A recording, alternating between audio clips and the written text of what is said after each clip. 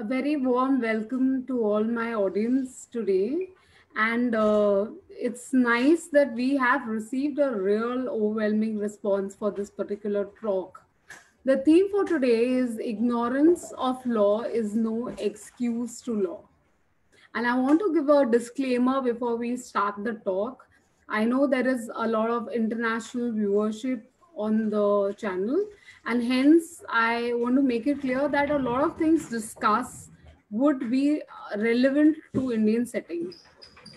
The objective of this talk is not going to be to give you all complete in-depth information, but is definitely to ignite questioning on your provisions, your rights, and what is particular aspects available in law under three topics.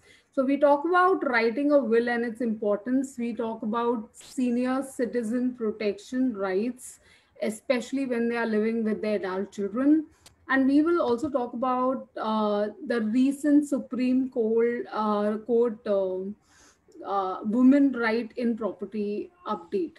And I have to invite our honorable guest, Mr.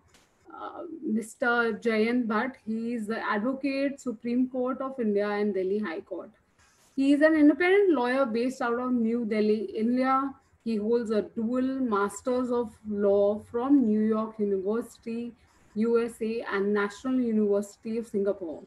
He is a member of prestigious Supreme Court Bar Association and Delhi High Court Bar Association.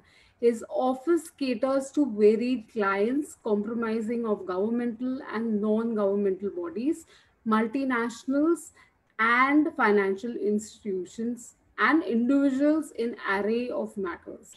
Mr. Bhatt, besides being a practicing advocate, is also a prolific speaker at various platforms and is an individual with firm belief in greater societal good. He has keen interest in teaching, mentoring young minds, and is an advisory member to various organizations. He regularly features in news articles and columns and is also a writer and a thought leader. So I want to welcome you, Mr. Bhatt, on our channel, and we are very happy to have you. Thank you so much, Dr. Bajaj, for having me and for that wonderful introduction. I hope we can make it very productive today by your engaging sessions. I got a chance to see some of your episodes on YouTube, and I must compliment you. Very engaging, and best wishes for the future as well. Thank you so much. So, Mr. Bhatt, to start off with, one of the reasons why I was so keen to have you on our channel was because when I search your name, I think I have so many talks, so many followers, and so many people who are studying law know you really well. The second thing is that you are abreast with everything and talk about all aspects, and in a very young age we see that you have an independent practice which may be challenging. So Mr. Bhatt, why don't you tell us about your journey of becoming a lawyer? I'm sure a lot of our audience who will watch us now and watch us later are very inquisitive to know how is it. Right. So I was not one of those bright young people who knew from very early age in school that you want to be a lawyer. But having said that, I think it was in class 11th. Hello. Yeah, I can hear you. So it was in class 11th when I was not faring very well in science, but English was one topic I think as a language I would say that caught my fancy, and I was doing all right in it. Not that I'm a scholar or anything in languages, but it was the easiest of the things to understand amongst all the science subjects. And when you're not fare too very well in your physics, chemistry, maths, and computers. Yes. So my uncle, my mama, he introduced me with the prospectus of one of the law schools, leading law schools in the country. And he said, look, why don't you give it a go? The trend that we used to have in India is changing. Mm-hmm. Now we have a concept of 5-year law schools. And then that, really caught my fancy back in, I'm telling you of 99, 2000. And 2002, I was in law school. I prepared very hard for it. I gave few entrances, cracked a few, but my family was desirous that I stay in Delhi and, study law in Delhi. So I ended up doing my graduation from Indraprastha University, Amity Law School from Delhi, and thereafter I ended up doing my masters from New York University, National University of Singapore. So that is my short journey to being a law student and lawyer. It has been now 18 years. 2002 I went to law school. 2007 I graduated. 8 I finished my masters. It was a dual degree. The 2 masters could be done in 10 months time. So that was a quick wrap up for me there. And yes, I've been practicing since 2008, early 2008. So it's 13th year of my practice. Still a young lawyer by every strand of the bar. But I would say the bar has been very kind. And as you rightly pointed out, saying that, ignorance of law is no excuse. As a matter of fact, this was the first lesson we got in law school because it has a Latin maxim to it. Yes, which says ignorantia legis non excusat, which means nobody, including a lawyer, cannot say I do not know or I do not know the law. So I still remember, and I'll give you this example. One of our faculty members, she said, so if you are, let's say, coming from flight, let's say from Dubai, and you have too much gold with you, and let's say you don't intend to smuggle it, but it's not allowed by the custom authorities here, and they get hold of you, and you just can't tell them that you don't know what the law of the country is. They will catch you and they will penalize you.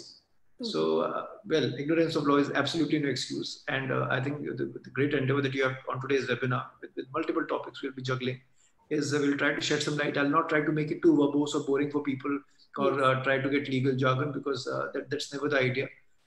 Because normally what happens is as it is, the moment you say he's a lawyer, people, take 10 steps back and say, okay, ward off from, God ward me from any evil. So, वकीलों की थोड़ी छवि, if I may say it in Hindi, थोड़ी सी गड़बड़ाई रहती है हम लोग की, इज्जत भी मिलती है समाज में, ऐसी बात नहीं है. पर before we proceed further, I'll just try to quote a small Urdu couplet for the session, which says कि मुझे सुनिए, मुझे नजरअंदाज न कीजिए साहब, मुझे सुनिए, मुझे नजरअंदाज न कीजिए साहब, मेरे हालात से अच्छे हैं ख्यालात मेरे. So on that note, maybe we'll try to proceed with the program. Yes. Thank you so much. I mean, you say it in one breath. I'm sure the whole journey is full of challenges and a lot of hard work. And it doesn't come as easy as you make it. So it's very humble of you to say that.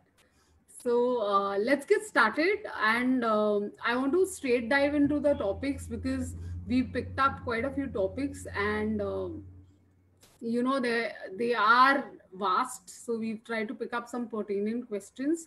Now, one of the aspects I personally was very interested about is writing a will and its importance. I have always felt that writing a will should be a part of financial planning. However, in Indian households, I rarely see that happen. In fact, I rarely see it being discussed in houses. It's always a taboo to discuss. Nobody's discussing about death. Nobody's discussing about inheritance. And nobody's discussing about will. So can we today understand what is a will? Will क्या होता है और इसका importance क्या होता है? जी देखिए दोनों बड़े अहम सवाल हैं and very important questions. We can juggle in Hindi and English if that's not a problem. Yes, please. I think I would like that because I've had special request on that. Very well, madam. So देखिए इसमें 2-3 चीजें हैं कि will जरूरी क्यों है और अगर विल नहीं बनती तो क्या होता है. क्योंकि दोनों सूरतों में हिंदुस्तान में लड़ाई बहुत होती है. लोग कोर्ट कचहरी जाना काफी पसंद करते हैं. आप डॉक्टर हैं, मैं वकील हूँ. सो इसमें ये होता है कि वकील और डॉक्टर के पास इंसान बहुत हिचकिचाते हुए जाता है. मतलब as a last resort you prefer going to a lawyer और a doctor. But be that as it may, will की इंपॉर्टेंस कह रहे कि विल या वसीयतनामा जिसको हम कहते हैं वो इसलिए बनाई जाती है कि जो भी आपकी सेल्फ एक्वायर्ड प्रॉपर्टी है, this is different from ancestral property. तो 2 किस्म की प्रॉपर्टी होती है. एक होती है एंसेस्ट्रल जो बाप दादाओं के जमाने से चली आ रही है, और एक होती है सेल्फ एक्वायर्ड. क्योंकि अगर आप फाइनेंशियली इंडिपेंडेंट हैं, चाहे आप you may whatever gender you may be, तो you may have acquired some property. आप कुछ काम करते हैं, आपका प्रोफेशन है, आपका बिजनेस है, and in your lifetime you may have acquired certain property which may be different from a ancestral property. तो ancestral property में जो भी right होती है, और अब सुप्रीम कोर्ट ने तो क्लियर कर ही दिया है कि चाहे डॉटर हो चाहे सन हो, with this judgment of Vineeta Sharma versus Rakesh Sharma जो इसी साल अगस्त में आया है, तो उसमें ये बात तो होगी कि जहां तक एंसेस्ट्रल प्रॉपर्टी का सवाल है, लड़के और लड़कियों का हक बराबर होगा. पर जो सेल्फ एक्वायर्ड प्रॉपर्टी होती है किसी की भी, जैसे आप डॉक्टर हैं, आपको उदाहरण अगर मैं लेके चलता हूँ, तो if you accumulate certain properties, तो by way of gift deed और बाय विल आप उसको किसी को भी दे सकती हैं. ऐसा नहीं कि आपने अपने फैमिली मेंबर्स ही को देना है. तो विल की जरूरत ये होती है इन लॉ कि अगर आप उसको बना देते हैं, तो दो किस्म की विल होती है. एक होती है रजिस्टर्ड विल, एक होती है अनरजिस्टर्ड विल। अनरजिस्टर्ड विल वो होती है जो आप एक कागज में लिख के आराम से कि भाई मेरा नाम सो एंड सो है, और अगर आपके मान लीजिए 4 अपार्टमेंट हैं या 10 गाड़ियां हैं और 50 बैंक बैलेंस हैं, जितनी भी आपकी जो प्रॉपर्टीज हैं, और अगर आपके मतलब जितने बच्चे हों या हस्बैंड हो या एक्सटेंडेड फैमिली हो, कजन हो, कोई भी हो, आपकी मर्जी है कि आप किसको कितना उसमें हक देना चाहते हैं। ये बड़ा एक सिंपल कॉन्सेप्ट है, कोई बहुत कोई कॉम्प्लिकेटेड बात नहीं है। तो ये आपने पेपर पे लिखा, और ईश्वर ना करे या खुदा ना खासा जिसको जैसा कहते हैं कि अगर वो व्यक्ति की अमूमन डेथ हो जाती है, तो इफ दैट हैपेंस, तो फिर वो विल को कंटेस्ट किया जा सकता है, क्योंकि विल में नॉर्मली जब आप साइन करते हैं तो 2 विटनेसेस के भी साइन लिए जाते हैं, है ना। तो कि भाई उसको कहीं ऐसे ना हो कि कल कोर्ट में चैलेंज कर दिया जाए कि ये तो नकली विल है, या इसको गड़बड़ तरीके से बनाया गया था, या ये मान के चला जाए कि आपने नहीं किसी और ने बनाया, तो आपके साइन कॉपी कर लिए गए कि डॉक्टर बजाज का साइन नहीं है, ऐसा कहा जा सकता है। तो ये अनरजिस्टर्ड विल हो जाती है। रजिस्टर्ड विल वो होती है कि आप विल तो यही सेम बनाएंगे, फॉर्मेट सेम रहेगा, लेकिन उस विल को बना के आप अपने रजिस्टर ऑफिस में जाके रजिस्टर करा देते हैं, दर्ज करा देते हैं, तो उसका एक गवर्नमेंट डॉक्यूमेंटेशन का एक आधार हो जाता है। तो ये वो proof that yes now it's registered with the government authority. उसको थोड़ा और पुख्ता और मजबूत करना हो कानून में, तो आप उसको सील भी करवा सकते हैं ना, सील कवर। आप रजिस्ट्रार के पास कह सकते हैं कि ये ओरिजिनल कॉपी आपके पास रहेगी, इसकी आप एक ट्रू या सर्टिफाइड कॉपी मुझको दे दें। और नॉर्मली ऐसा माना जाता है कि जब आप ये चीज करें तो उसमें एक एग्जीक्यूटर होता है, वो आपके सीए भी हो सकते हैं, आपके वकील भी हो सकते हैं, आपके कोई फैमिली मेंबर भी हो सकते हैं। पर जनरली ये माना जाता है कि अगर आप किसी वकील से अपनी वसीयत बनाते हैं तो एक तो आपको जो कानूनी सलाह है, कानूनी मशवरा है, वो ठीक मिलेगा, पहली बात तो ये। दूसरा, जब भी किसी की डेथ हो जाती है तो वो वकील फिर जैसा फिल्मों में देखते हैं कि वसीयत पढ़ते थे, पुरानी फिल्म में आता था कि वकील साहब आए और वसीयत पढ़ते हैं, फैमिली लॉयर्स हुआ करते थे। तो ऐसे ही if a lawyer is made to be an executor, then in that scenario that lawyer upon the death of a particular person will come to the family members, whosoever has been given that particular portion in that will for different movable or immovable properties, तो वो उनको पढ़ के सुनाई जाएगी। ये तो हो गई विल की बात। इसमें क्या क्या चीजें आपने डालनी चाहिए, इसमें बड़ी सिंपल चीजें, इसको जितनी क्लैरिटी से लिखा जाए, जितना कंफ्यूजन ना उतना अच्छा है। अगर कोई इंसान डेथ बेड में है तो कई बार लोग कोर्ट जिनको जाने की आदत होती है वो कहते हैं कि नहीं वो अनसाउंड माइंड के थे या उनकी तबीयत खराब थी। तो लॉ में ये चीजें थोड़ा सा देखी जाती हैं कि if you are of unsound mind, if you are not keeping in the best of your health, if you are made to sign a will under coercion और अनड्यू इन्फ्लुएंस, तो ये सारी चीजों को समझने की जरूरत है। क्योंकि इसमें फिर जब केस या मुकदमा आगे बढ़ता है, कोर्ट में किसी विल को खदेड़ा जाता है, तो बहुत सवाल आते हैं कि कहीं साइन तो फोर्ज नहीं था, क्या ये विल तो फोर्ज नहीं है, या इसमें चीटिंग के एलिमेंट्स तो नहीं है। तो इसलिए बेटर रजिस्टर्ड विल रहती है। तो जो लोग भी विल बनाना चाहते हो, मैं उनसे गुजारिश करूंगा कि जिन भी वकीलों से आप संपर्क में हैं अपने परिवार के दायरे में या बाकी तौर पे, उन तक पहुंचिए। Please take a sound legal advice from them, let them draft the will for you. Will बनाने की कोई करेक्ट एज नहीं होती, आप किसी भी उम्र में विल बना सकते हैं। आप बार बार विल को रिवाइज भी कर सकते हैं, ऐसा नहीं कि आपने एक विल बना ली तो फाइनल है। कल अगर आपका मन बदल जाता है कि नहीं यार मतलब मेरे बच्चे नालायक निकल रहे हैं, मैं किसी और को जाके अब दूसरी विल बनाता हूँ या उनको अपनी जायदाद से भी दखल कर दूंगा, तो आप अपनी पुरानी विल को कैंसिल करके नई विल बना सकते हैं। कितना फ्रीक्वेंटली अपडेट कर सकते हैं विल को? जितना आपकी मर्जी, इसका कोई अपर लिमिट नहीं है, बट उतनी जरूरत जिंदगी में मेरे ख्याल से आनी नहीं चाहिए। इतने अगर आपके साथ धोखे होने लग जाए जिंदगी में तो फिर थोड़ा सा कहीं ना कहीं गड़बड़ है। तो मैं समझता हूँ कि उसकी कोई अपर लिमिट नहीं होती, पर अमूमन तौर पे एक विल नॉर्मली काम कर जाती है। किसी को जरूरत पड़ेगी तो हो सकता है 2 या 3 मरतबा उसको बदला जाए, सो दैट्स अ पॉसिबिलिटी। तो ये तो विल की बात हो गई मैडम। और जैसा मैंने बताया कि क्योंकि कोर्ट में मुकदमे आते हैं, क्योंकि जहाँ पे फैमिली प्रॉपर्टीज होती हैं या फैमिली बिजनेसेस होते हैं, या न्यूक्लियर फैमिलीज में भी आजकल अगर बेटा बेटी हैं, बच्चे हैं आपके, वो अगर किसी चीज पे क्वेश्चन उठा लें, सवाल उठा लें, या फिर अगर कहीं स्टेप फादर हैं, स्टेप मदर हैं, बहुत सारी इक्वेशंस होती हैं ह्यूमन लाइफ की, तो उसमें then people tend to litigate a lot, और उस लिटिगेशन में फिर वो बात का बतंगड़ बन जाता है, because then the veracity of will comes into picture. किसने सच बोला, किसने झूठ बोला, then the whole process of trial one has to undergo in this country. Right. So this also brings me to the question कि क्या 18 साल starting point है? आई अंडरस्टैंड कि एज लिमिट नहीं है इसका, बट क्या 18 साल इज द स्टार्टिंग लिमिट, और people children below that also can have a will? नहीं, पर देखिए चिल्ड्रंस के नॉर्मली गार्डियंस अपॉइंट होते हैं इंडिया में, क्योंकि उसके लिए गार्डियन अवार्ड्स एक्ट है अलग से, क्योंकि 18 साल से कम को तो सरकार चुनने का भी हक नहीं है इस देश में, है ना। और 18 साल से कम ये माना जाता है कि आपकी जो समझ होती है कानून की और जीवन की थोड़ी सी कम होती है। ऐसा नहीं है कि सरकार आप पे तंज कस रही है, पर नॉर्मली जो एक नेचर का अपना जो एक रूल है उसमें यह है कि 18 साल तक आप, अगर आपके पेरेंट्स जिंदा हैं तो आपके लॉफुल गार्जियंस होते हैं, in case somebody do not have their parents, तो जो एक्सटेंडेड फैमिली मेंबर्स होंगे या जो भी आपके लॉफुल गार्जियन होंगे एक्सटेंडेड फैमिली के, वो लोग बन जाते हैं। और दूसरी बात ये कि 18 साल तक unless you are an exception, you know you are in a tech industry और आपने बहुत पैसा कमा लिया तो अलग बात है, पर majority of the population does not have a income और a asset by that time. तो 18 साल में अगर आप विल बनाना भी चाहेंगे तो आप किसको दीजिएगा? आपके तो बच्चे हैं नहीं, आप अपने दोस्त को देना चाहते हैं तो आप ऐसे गिफ्ट कर दीजिए या पैसा बैंक ट्रांसफर से बाहर कर दीजिए, नकद दे दीजिए उनको, उसमें कोई रोक नहीं है। नहीं, राइट। तो अभी this gets me to the next question, शुरुआत कहाँ से करें? जहाँ से आपकी मर्जी जी। So you have to directly get in touch with a lawyer, or you can actually jot down your points and then go for an amendment or change.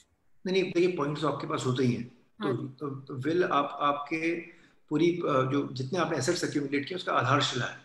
It's always better to consult a lawyer, क्योंकि legal advice आपको जो भी वकील देंगे, जो भी experienced वकील होते हैं जिनको पता है कि कोर्ट में मुकदमा जा सकता है, उसके हिसाब से आपको एडवाइस दी जाती है ताकि आपकी एक स्ट्रॉन्ग विल बने। और जैसे मैंने आपको बताया, जितनी आप विल रजिस्टर करेंगे रजिस्ट्रार के पास जाके, सील्ड कवर में रहेगी, सब रहेगी, तो अगर कल कोई डिस्प्यूट अराइज कर जाती है तो रजिस्ट्रार को जब समन किया जाता है कोर्ट में कि आप आइए भैया वो दिखाइए आपको विल, तो रजिस्ट्रार जैसे वो आप देखते हैं फिल्मों में एक लाल कलर की सील लगती है मोमबत्ती की, उसको स्टैंप किया जाता है, उसी किस्म की सील रजिस्ट्रार ऑफिस में लगती है। तो अगर आप उस विल को सील करा देते हैं, फाइनल करा देते हैं, तो जब कल अगर ये भी विल डिस्प्यूट में आती है कोर्ट में, तो रजिस्ट्रार सबको बकायदा एज विटनेस समन किया जाएगा, उनकी वो सील डीसील होती है कोर्ट में, वो दिखाएंगे ताकि उसकी कोई ऑथेंटिसिटी को क्वेश्चन ना कर सके।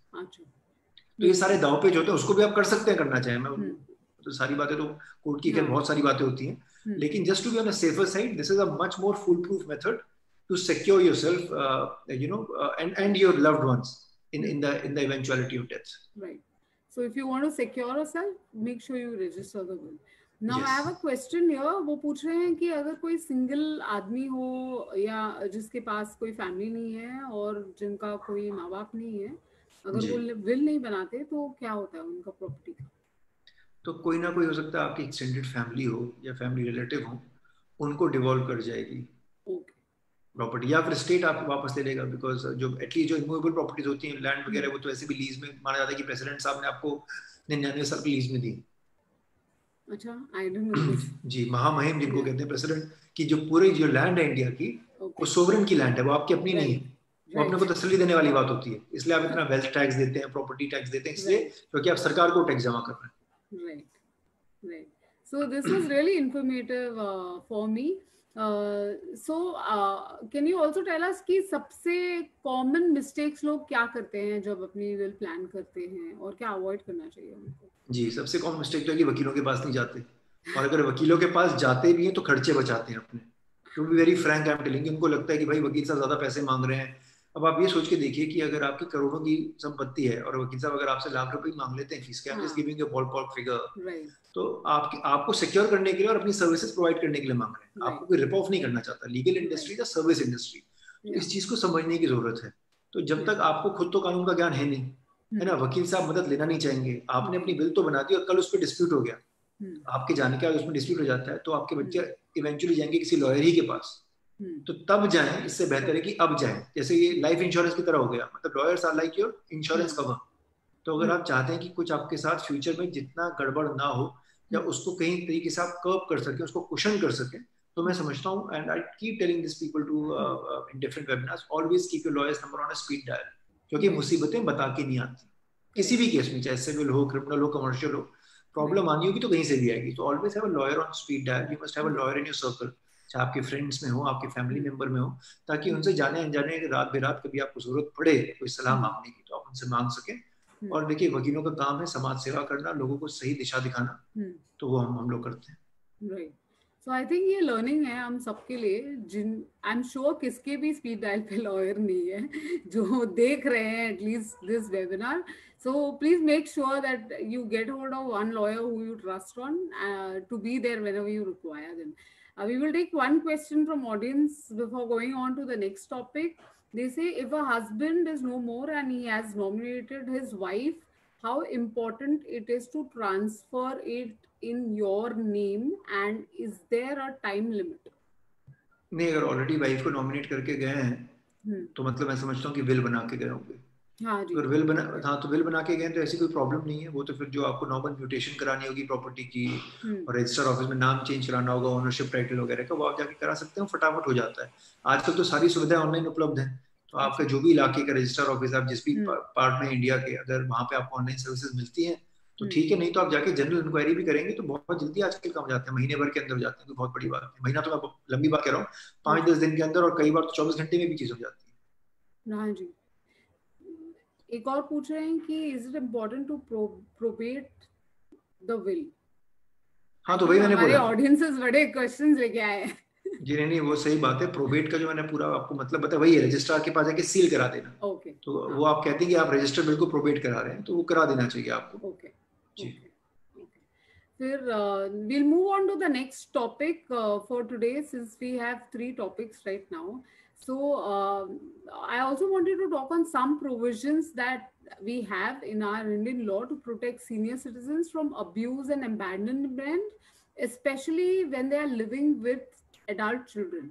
तो ऐसी कौन सी प्रोविजंस है हमारे इंडियन लॉ में सीनियर सिटीजन के लिए कि वो अपना प्रोटेक्शन कर सकते हैं अगर वो अपने बच्चों के साथ रहते हैं, एडल्ट जी, पर्सन के साथ? मैं आपको एक्ट की कॉपी बकायदा दिखा देता हूँ। This is the act which prevails in the country, the maintenance of senior citizens act.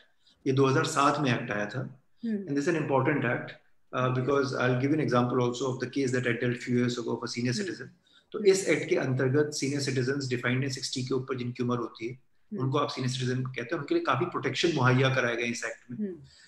तो मैं आपको इस केस के उदाहरण में समझाऊंगा कि how is this act useful. तो जो मेरे क्लाइंट थे इसमें, he was a 65-year-old gentleman who had come to me, very troubled by his three sons basically. Okay. And he was from the Muslim community when he had come to me. His wife was bedridden and she was suffering from Alzheimer's. She was bedridden, she couldn't get up. और इस हालत में बच्चे इनको तंग कर रहे थे, 3 उनके बेटे थे, साहबजादे जिनको आप कहेंगे। और इनको इतना तंग किया कि इनकी बहू ने इनके ऊपर बहुत सारे फॉल्स रेप एलिगेशन तक लगा दिए, एफआईआर वगैरह कटवा दी, सब कुछ करना चाहा। तो ये बेचारे गए और इस एक्ट के तहत में एक ट्राइब्यूनल की संरचना हुई, इसको मेंटेनेंस ट्राइब्यूनल कहते हैं, सीनियर सिटीजंस मेंटेनेंस ट्राइब्यूनल, जो आपके शहरों में होना चाहिए। क्योंकि दिल्ली में ये है, मैं आपको दिल्ली का बता रहा हूँ, दिल्ली का केस है। It was a landmark judgement from Delhi high court when I argued this about 4-5 years अगो।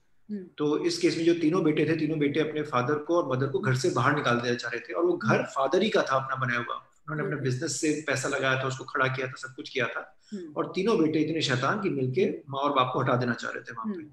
पर they were being taken care of by one of the daughters who is now studying law, I must tell you, and other daughter is happily married.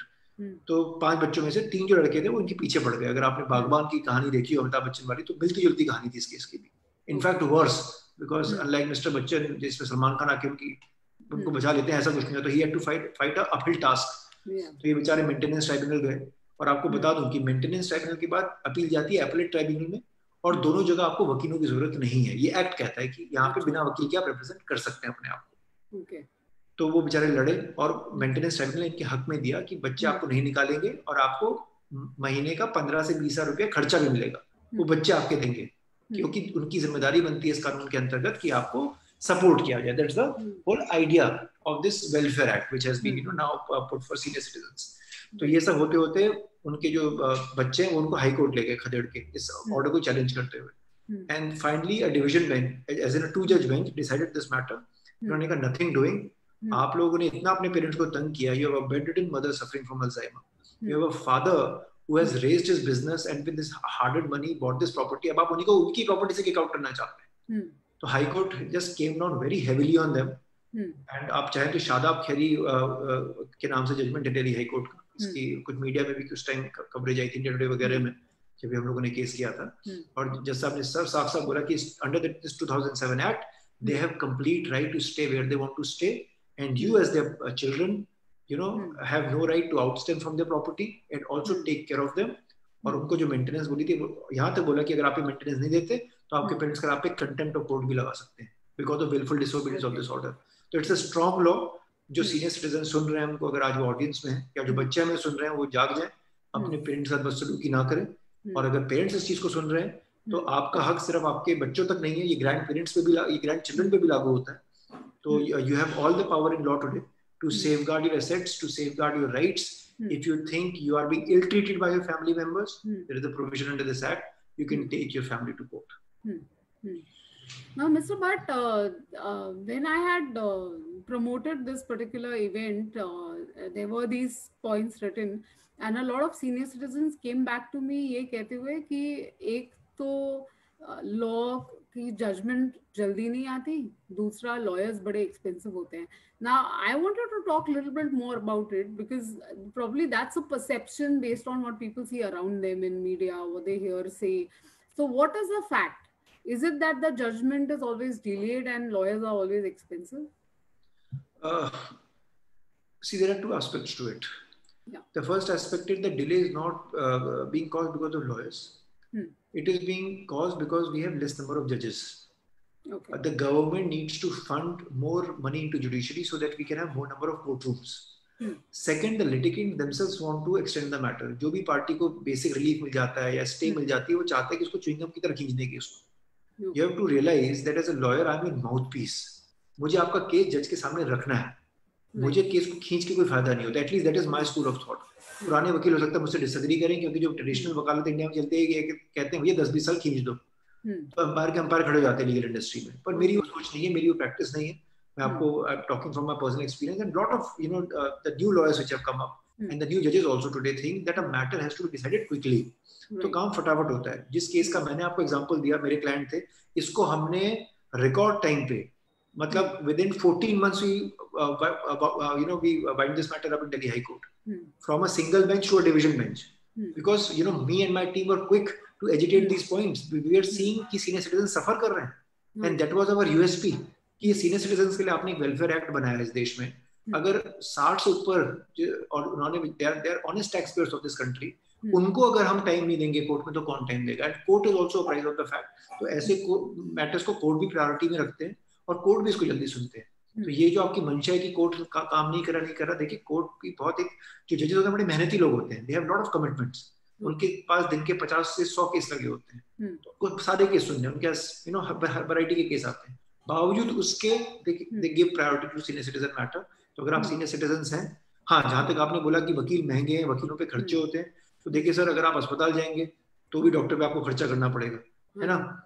और वकील आप अगर कोई कायदे का लेंगे तो आपको उनकी भी फीस देनी पड़ेगी क्योंकि हम लोग की फीस रेगुलेटेड नहीं है. अगर आज आप किसी एक बड़े वकील को एंगेज करते हैं तो लाखों में आपसे पैसा मांग सकते हैं. अगर आप किसी मध्यम या दूसरे तबके के वकील को एंगेज करते हैं, हो सकता है वो आपसे 1000 रुपए आपका केस करा ले. तो वो आपकी मर्जी है. कोई ऐसी रेगुलेशन या पाबंदी नहीं है आपके ऊपर. पर हर इंसान की अपनी समझ होती है कि उनको किस किस्म का वकील चाहिए और किस किस्म की उनको लीगल एडवाइस चाहिए. तो इस चीज को थोड़ा सा समझने की जरूरत है. और अगर आप एक ऐसी पोजीशन में हैं कि आप वकील नहीं अफोर्ड कर सकते, तो specially for ladies and children हमारे देश में कानून है कि उनको लीगल एड मिलेगा, मुहैया होगा फ्री ऑफ कॉस्ट. और all across Indian court, supreme court to trial court in this country, हर कोर्ट का लीगल एड सेल बना होता है. तो अगर आप मेल भी हैं और आपकी एनुअल इनकम कुछ है शायद उसमें कि 7 या 10 लाख रुपए पर एनम से कम है, तो भी आप लीगल एड अवेल कर सकते हैं. तो लीगल एड सेल्स हैं, they are open on all working days. अगर आपको कोई भी प्रॉब्लम हो तो आप जाइए और आपको सरकारी खर्च पे कोर्ट वकील आपको मुहैया कराएंगे और वो आपका केस लड़ सकते हैं. सो हमारे कंट्री में एक्चुअली प्रोविजंस है जो अफोर्ड नहीं कर सकते उनके लिए भी है provisions, and females and childrens के लिए भी स्पेशली प्रोविजंस है. जी एकदम. Yeah, so I think this should not be a reason to not act on your matter, the expense, and only because you don't want to go into law. As he just mentioned, it is very important to take it up, and there are provisions available. So, और एक और question आ रहा है यहाँ कि if the father is gifting a flat to his son, normally वो कैसे किया जाए, क्या डॉक्यूमेंटेशन रिक्वायर्ड होती है? देखिए गिफ्ट डीड तो बड़ा सिंपल होता है. टैक्स पर्पसेस के लिए gift deed I think tax exempt भी होता है. I am not a tax lawyer, but जहां तक मेरी समझ है वो शायद टैक्स एग्जेम्प्ट होता है. अगर आप गिफ्ट कर रहे हैं अपने किसी फैमिली मेंबर को, तो उसके लिए आप अपने सीए से बात कर सकते हैं कि टैक्स प्लानिंग आपने कैसे करनी है. और जैसे कि नॉर्मल डीड रजिस्टर होती है, रजिस्टर कराने के लिए आपको फिर से रजिस्ट्रार के ऑफिस में जाना पड़ेगा और आप गिफ्ट डीड अपने वकील साहब से ड्राफ्ट करवा लीजिए ताकि उसमें कोई 19-20 ना हो. और ड्राफ्ट करा के रजिस्ट्रार साहब के ऑफिस में जाकर उसको रजिस्टर करवा लीजिए गिफ्ट डीड को. तो एक फॉर्मल डॉक्यूमेंट आपके पास आ जाता है कि देखिए जी हमने तो डीड वगैरह रजिस्टर करा ली है. उसके लिए जो गिफ्ट दे रहे हैं उनका साइन होगा, रिसीव कर उनका नाम वगैरह होगा, विटनेसेस के साइन वगैरह आप करा सकते हैं, Hmm. तो ऐसी कोई परेशानी की बात Hmm. So I have one more question who's saying that if the lady is single and has no money for survival, is there a law for her caretaking? So I think the answer is very, you just told us that there are cells available for नहीं जी. legal aid there. So moving on to the third topic, and this is a very interesting update which has come from Supreme Court on upholding women's right in property. जी. आप हमको बता सकते हैं, ये तो 2005 का amendment है, लॉट जी. Of people know about it कि women have equal rights in the property, but जो अपडेट आया वो कैसे डिफरेंट है पहले वाले जजमेंट से? देखिए, इसको बहुत सिंप्लीफाई कर दिया गया. पहले तक ये था कि 2005 में जब ये अमेंडमेंट आया तो विमेन राइट्स को कैटेगराइज कि अगर आप किस टाइम तक फादर जिंदा हैं कि नहीं है तब आपको मिलेगा हक. उसमें बड़ा कंफ्यूजन था. और इसके चलते फिर जब फाइनली इस केस को, विनीता शर्मा के केस को सुप्रीम कोर्ट ने सुना, तो अब एकदम क्रिस्टल क्लियर है कानून कि भैया 50-50% है, भागीदारी बराबर की है. आप बेटे हैं, आप बेटी है, नहीं फर्क पड़ता, कानून में सब बराबर है, आपको हक मिलेगा. और ये जो इसकी एप्लीकेबिलिटी है एक्ट की, कानून में दो टर्म होते हैं, प्रोस्पेक्टिव और रेट्रोस्पेक्टिव. प्रोस्पेक्टिव मतलब जब से कानून ये लागू हुआ है तब से वो इसको चुना जाएगा. तो 2005 के बाद ये प्रॉब्लम आई कि उसको प्रोस्पेक्टिव बोला गया, रेट्रोस्पेक्टिव नहीं किया गया. और अभी इसको सिर्फ रेट्रोस्पेक्टिव नहीं बोला गया, इसको रेट्रोएक्टिव बोल दिया गया.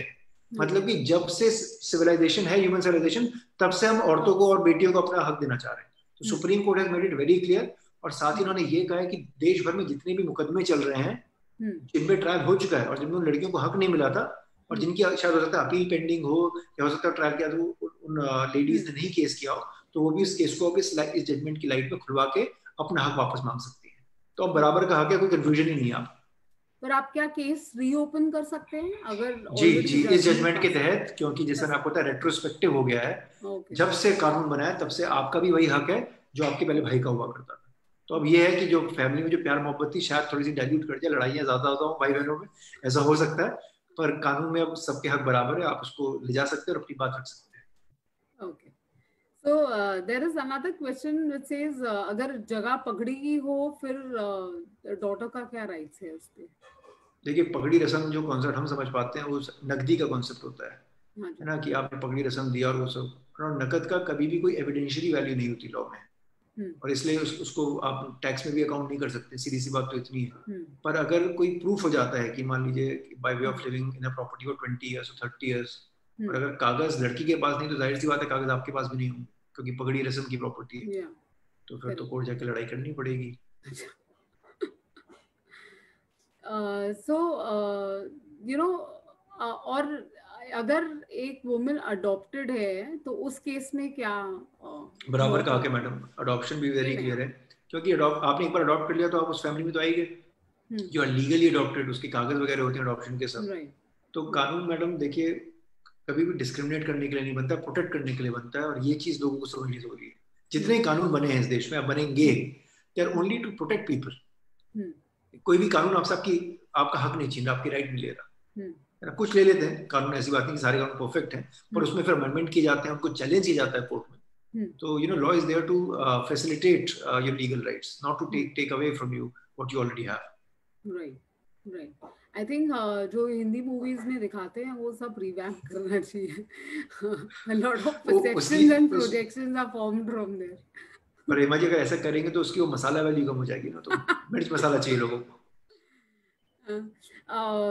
सो इसका I think follow up question है, वो कह रहे हैं कि but can daughter have a right after parents possession for पगड़ी? सर ये पगड़ी का सवाल आप मुझसे साइड में एक बार कर लीजिएगा. आप इनका सर्विसेज अलग से ले लो, नंबर में पास ऑन कर दूंगी. जी, without service tax I'll charge you. Yes. So also tell me, because I don't know, you call me a ignorant citizen, a slightly ignorant citizen maybe, but a lot of things that you told me, I think 60% was new for me. So मेरे लिए नया था, मैं सुन रही थी first time. तो जिनका law background नहीं है, जो सीनियर सिटीजन्स है, जो न्यूज़पेपर पढ़ नहीं सकते, तो वो कैसे अपडेटेड रहे कि लॉ में क्या हो रहा है, क्या प्रोविजंस है, क्या फैसिलिटीज है? How do we do that? Because we can't have you every week here to talk to us on one topic. No, it's not just me. Any lawyer, charges their fees. And I'll tell you a very interesting quote I read somewhere. Yes. That people do not pay you for content. People pay you for organized content.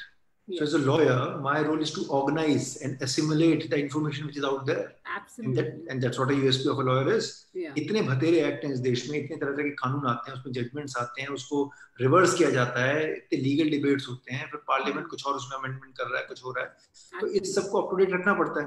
पर हम लोग सब इतने busy जाते हैं Netflix में, Amazon prime में, Snapchat और इंस्टाग्राम में, कि हम लोग को लगता है कि लॉ इतना बोरिंग है, पढ़ेगा कौन? क्योंकि पढ़ने में थोड़ा सा मंथन लगता है, दिमाग की जरूरत पड़ती है उसमें. इसलिए वकीलों की थोड़ी इज्जत भी है समाज में, क्योंकि उनको लगता है कि यार वकील तो इंटेलेक्चुअल होगा. तो ये एक अच्छी धारणा है, मैं समझता हूँ.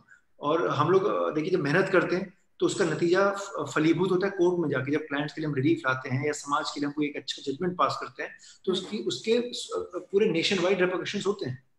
तो इसीलिए मतलब मैं ये नहीं कह सकता कि आप हर वीक एक लीगल वेबिनार रखिए, पर आज की डेट में सूचना प्रौद्योगिकी के उसमें हम जी रहे हैं, इंफॉर्मेशन टेक्नोलॉजी उसको हम इंग्लिश में कहते हैं. आपकी फिंगर टिप्स में गूगल है, आपके हाथ में स्मार्टफोन है. अगर आपको कोई लॉ समझना है, आपको कोई बेसिक चीज गूगल करनी है, आप कर सकते हैं. पर हाँ, क्योंकि आप डॉक्टर और मैं वकील हूँ, वही बात हो गई, गूगल करके ना तो कोई वकील बन सकता ना डॉक्टर, पर कम से कम आपको अपना बेसिक इन्फॉर्मेशन मिल जाएगी. और उसका जैसा कि मैंने कहा, please have your lawyers on speed dial, क्योंकि बाकी इन्फॉर्मेशन वो आपको देंगे, बाकी गाइडेंस वो आपको देंगे. Right. So you don't have to fall into a legal trouble to hire a lawyer. No, you have to have a lawyer in the preventive side also, just like how you have a doctor when you have to prevent a disease. आप अस्पताल जाते हैं ना medical checkup कराने के लिए annually, वही चीज है. अगर ये वकील से भी अगर आपका ठीक है, you don't have to go to court, पर अगर आपको विल बनानी है या कोई बेसिक आपकी क्वेरी आ गई जिसमें कुछ लॉ इन्वॉल्व है, तो उसके लिए आप वकील साहब से पूछ सकते हैं क्या परेशानी है इसमें. So there is a question that says that my daughter-in-law stays in the house for more than 2 years and has locked her room. It does not stay. Is it legal to open the room due to various reasons? Madam, अगर घर आपका है तो कोई परेशानी नहीं है, क्योंकि अगर घर आपका है तो घर के दरवाजे भी आपके, कुंडी भी आपके और ताला भी आपका, ओनरशिप पूरी आपकी है, तो इसमें घबराइए मत. और अगर आपको लगता है कि आप अपनी बहू से डरी हुई हैं और वो आपको कोर्ट खदेड़ लेंगी, तो मैं आपको इतनी बात बताऊंगा, क्योंकि सास बहू का बड़ा एक नोक झोंक और पवित्र रिश्ता, दोनों ही मैं उसको एक साथ बोलूंगा, होता है. उसमें ऊंच नीच भी होती है, क्योंकि मतलब समानता तो बड़ी मुश्किल से हो पाती है हमारे देश में, मैंने देखा है. पर आपका भी कानून में वही हक है जो आपकी बहू का है. इंडिया में एक एक्ट है, डोमेस्टिक वायलेंस एक्ट. जब भी शादियां बिखरती हैं या टूटती हैं देश में, तो आमतौर पर देखा जाता है कि लड़की वाले लड़के वालों को 3-4 केसों में घेर लेते हैं. उनमें से एक एक्ट है डोमेस्टिक वायलेंस एक्ट. आपकी नॉलेज के लिए बता दूं, उसमें सास भी बहू को खदेड़ सकती है. कानून में दोनों के लिए बराबर हक है, क्योंकि डोमेस्टिक वायलेंस कहा जाता है कि जो भी 2 औरतें, इसमें आदमी नहीं शामिल है, गृहस्थ आश्रम में रह रही है, डोमेस्टिक रिलेशनशिप, तो इसमें सिर्फ विमेन के लिए प्रोटेक्शन है. तो विमेन तो भाई सास भी है, बहू भी है, तो आप भी बहू को खदेड़िए अगर वो आपको तंग करती है तो. So I also have a very interesting question. वो कह रहे हैं कि लड़कियों के लिए तो राइट्स प्रॉपर्टी में अमेंड होते रहते हैं, मेन के लिए क्या है, लड़कों के लिए क्या है? तो है, अब बराबर की हिस्सेदारी तो होगी, और क्या चाहिए. अब आप चाहें कि आपको अपनी भी टॉफी खाने को मिले, दूसरी की भी छीने, ऐसा तो नहीं हो सकता ना. कानून में देखिए बैलेंस बहुत जरूरी होता है. कानून का मकसद है न्याय. न्याय मतलब जस्टिस. तो अगर जस्टिस कानून कर रहा है और आपको फिर भी इनजस्टिस लगता है, तो थोड़ा सा मैं समझता हूँ ये विचारधारा गलत है.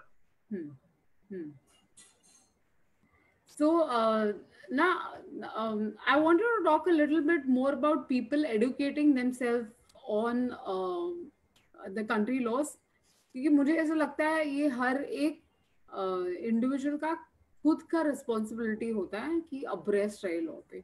A lot of times we blame the country, blame the laws, blame the systems in place, not taking an action. And मैंने ना एक सर्वे किया हमारे ये टॉक के पहले, क्योंकि मुझे अंडरस्टैंड करना था कि लोगों का पर्सपेक्टिव क्या है लॉ के तरफ, and going and fighting in the court. So like I said, there were 3 very clear projections, or you say perceptions that people had. One is it is very expensive, which I told you, to go and fight a case in the law. Second, कि law out of court ज्यादा settle होता है court में instead of being in the court. And third was that lawyers are expensive. आपने 2 का तो fact बता दिया हमको. अब तीसरा जो परसेप्शन बहुत लोगों ने मुझे बोला कि लॉ आउट ऑफ कोर्ट ज्यादा सेटल होता है लॉ के अंदर सेटल होने से, उस इसकी पे इसकी आपका क्या जी, कहना है? बड़ा देखिए, बड़ी सिंपल सी बात है। हाँ जी। कोर्ट वकील में लड़ने नहीं जाते, मुवक्किल लड़ने जाते हैं। इस बात को समझने की जरूरत है। जैसे मैंने कहा, as lawyers we are your mouth pieces. कोई भी वकील अपना मुकदमा खुद केस में नहीं लड़ता। जैसे कोई डॉक्टर खुद अपना इलाज नहीं करेगा, वैसे वकील भी मुकदमा नहीं लड़ता अपना। ठीक है, बड़ी कॉमन सेंस वाली बात है। तो जब आप कोर्ट में लड़ने जाते हैं तो there is a term called litigation fatigue, कि भाई आपकी फैमिली थी, मान लीजिए फैमिली डिस्प्यूट हुई बिजनेस को लेके भी, प्रॉपर्टीज को लेके भी, और आप कोर्ट चले गए। एक पार्टी को मैंने जब बोला जहां रिलीफ मिलता है वो केस को टांग देती है, फिर वो डेट लेगी या उसको खींचेगी या कभी बहाने बनाएगा, जो भी होगा। तो उसमें वकील की गलती नहीं है। आप ही लोग तो आपस में लड़ रहे हैं, वकील ने तो आपको लड़ने के लिए नहीं बोला। तो जब आप ही लड़के लिटिगेशन फटीग के आप विक्टिम बन जाते हैं, तो फिर आप बोलते हैं चलो यार आउट ऑफ कोर्ट सेटल करके उसको खत्म करते हैं। और उसमें भी लेकिन सेटलमेंट एग्रीमेंट वकील ही ड्रॉ करेगा, ताकि कल आप वापस एक दूसरे को खदेड़ के कोर्ट में ना आए। तो वकीलों को बदनाम करने के लिए बहुत लोग बैठे हैं। तो वही मैंने बोला ना कि मुझे सुनिए, मुझे नजरअंदाज ना कीजिए साहब, वही वाली बात हो जाती है। और दूसरी बात है कि क्या बदनाम हुए तो नाम ना होगा, even in fame you become famous. Yeah. So Well said. so the idea is वकीलों को और मैं अगर आप पे एक उंगली उठाऊंगा तो 3 उंगलियां मेरी तरफ भी तो इशारा करती हैं। वही बात है, आप आउट ऑफ कोर्ट सेटलमेंट कीजिए, क्योंकि कोर्ट का भी बर्डन कम होगा। You will be doing a service to the nation. Court में जो इतने पेंडेंसी चल रही है, अगर आप फिजूल खर्ची कर रहे हैं कोर्ट में आके, कोर्ट का भी टाइम बर्बाद कर रहे हैं, ताकि कोई इंपॉर्टेंट मुकदमा सुन पाते जज साहब। आप अपने भाई बहन की लड़ाई में चले गए जो कि घर में बैठ के सॉल्व हो सकती थी, तो आपने सॉल्व क्यों नहीं किया? ये आपको 5 साल की लिटिगेशन के बाद पता चलता है यार चलो सॉल्व कर लेते हैं। और इसमें वकील की फीस को मत ब्लेम कीजिए, क्योंकि मैंने पहले ही बताया कि आप अगर आप बाजार भी खाना खरीदने जाएंगे तो आप किसी ना किसी एमएनसी के किसी प्रोडक्ट को खरीद रहे हैं ना, आप उनको तो फंड कर देते हैं।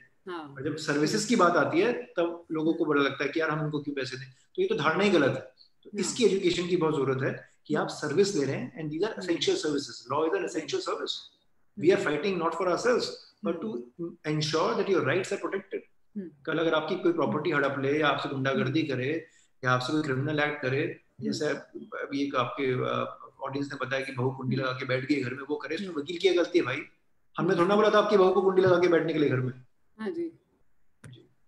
So tell me one thing, you've had dual degrees, you've studied law in different countries as well. I know you worked in Dubai as well, and then you come back to India. So what has your experience been as a lawyer? Now this question I think is more relevant to people who are either studying law or people who are wanting to make their children lawyers. Right, look, experience anywhere, never goes for a waste. So whether you are studying your undergraduate or your postgraduate, I keep telling people that please pursue a master's degree, not because you want to get a job, but because you think it will be an enriching experience. And in all earnestness, it truly is, Dr. Judge. And I learned so much. And then I had the good fortune to work with a leading law firm, and a British law firm in Dubai, which is a civil law country, and India is a common law country. तो law बहुत अलग है दोनों देशों के। Dubai में, जो कि यूएई का पार्ट है, वहां पे कोर्ट में वर्बल आर्ग्यूमेंट्स नहीं होते हैं। जैसे इंडिया में तो बहुत चीजों में जहर होती है, हम लोग ओरल आर्ग्यूमेंट ज्यादा करते हैं। वहां पे आप डॉक्यूमेंट देते हैं, उस पर फिर जैसा अपना जजमेंट पास कर देंगे बाय एंड लार्ज। तो इट्स मोर डॉक्यूमेंट्री बेस्ड। और इंडिया में डॉक्यूमेंट्स के अलावा ओरल आर्ग्यूमेंट्स भी बहुत एम्फेसिस होता है। So that was my experience in Dubai, and I've been I was only there for 2.5 years, because the idea was always to have my own practice back home. So now that I'm here, I think the experience as a lawyer, being practicing in India, is extremely enriching, because there are so many laws, there are so many propositions, there are so many troubles that people are grappling with, that and there are so many types of problems that people come to you with.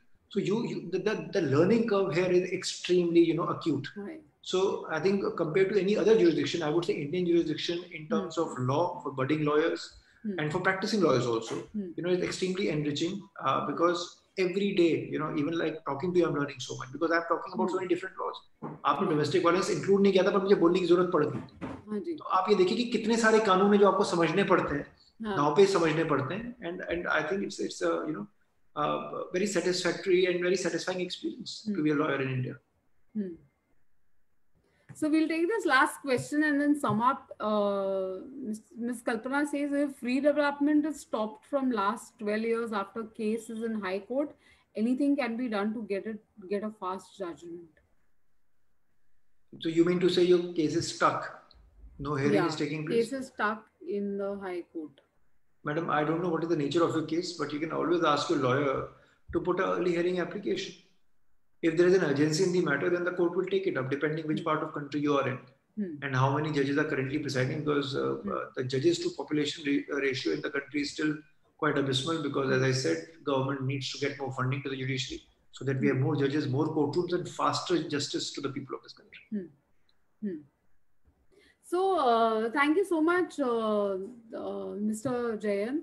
I just wanted to give a last message to our viewers on how to keep themselves abreast. Should we go and जैसे हम newspaper पढ़ते हैं वैसे क्या हम कोई site पे जाके रोज अपडेट कर सकते हैं कि अरे ये लॉ आ रहा है अभी ये लॉ आ रहा है बड़ी सारी there are lot of legal sites now available कुछ फेमस एक दो आपको साइट्स के नाम बता देता हूँ एक है आपकी इंडिया लीगल लाइव एक है बार एंड बेंच एक है लाइव लॉ इसमें ये हर 5-10 मिनट में आता है कि किस इंडिया के कोर्ट में क्या अपडेट चल रही है हाईलाइटेड केसेस की रिपोर्ट आती है और आजकल तो न्यूज चैनल्स ऐसे भी रिपोर्ट ले तो आप जा सकते हैं ये these are websites which are open for the public also but and only focuses on legal news so you and some of them are require subscription some of them are free of charge so please go and upgrade your knowledge as you said ignorance of law is no excuse it's no excuse. I think the questions just keep coming. We have like last few minutes. So lockdown, what is the impact of lockdown on the cases that are happening in courts? So trials are not happening because we are still waiting for the physical courts to resume. But otherwise, virtual courts are doing a great job. From Supreme Court to various trial courts, at least in Delhi, it's phenomenal because courts are very hands-on about it. In some parts of the country, we are still very restricted because of internet connectivity. That again is something that the government and the telephone companies have to work a lot on. Because I think virtual courts hearing are absolutely fantastic experience. You are saving so much of your time. You can cover multiple courts sitting at the convenience of your home or your office. I'm sitting here and I can do an outstation matter without having to physically travel, waste my client's money on a flight or on a stay and still get them a relief. As I said, these things, and there was a parliamentary committee report which was just submitted last week to Mr. Venkaiah Naidu, which said that even post-pandemic, the virtual courts should continue to subsist because they are doing great service to the nation. They are doing great service to the lawyers and to the litigants also. अब आप ये देखिए अगर आप बॉम्बे में हैं, I'm assuming you are in Bombay, तो वहाँ से आप बैठे-बैठे अगर आपको कोई भी मुकदमा चल रहा है, जैसे केरल में चल रहा है, so you don't have to go to Kerala. You can engage a lawyer. They'll send you a web link. You can click on it and see what is going on in the court. So it's a transparent system. It's a win-win for all. My God, it's become even more easier, I think, than the physical. I have a lot of people saying salute to Mr. Bhatt for doing so good service to society. And thank you for the very informative session. So one of the viewers asking if one wants to approach you, how do we do that? LinkedIn से आप reach कर लो नहीं तो मुझे contact कर लो मैं number दे देती हूँ आपको उनको. Either this or that, yeah. Yes. So thank you so much. I think this was a short session, but it was a very informative session. It was very well capsuled, and Mr. Bhatt, I really want to thank you because I reached out to you and you were very kind enough to accept the invite to come on the channel. And thank you for coming. That's all. No, thank you. Thank you so much for having me, and I hope it was fruitful to you and to your audience. Yes, I'm sure. So I want to thank all the audience who's watching us now, and there are a lot of people who are watching us live and people who will watch us on the replay. I want to thank you too for this. Like I said, a lot of this is applicable to Indian laws. So please do not, be careful when you're applying things, what we've spoken here. And thank you for coming. I will see you next week, same place, same time. Thank you so much. Namaste. Thank you.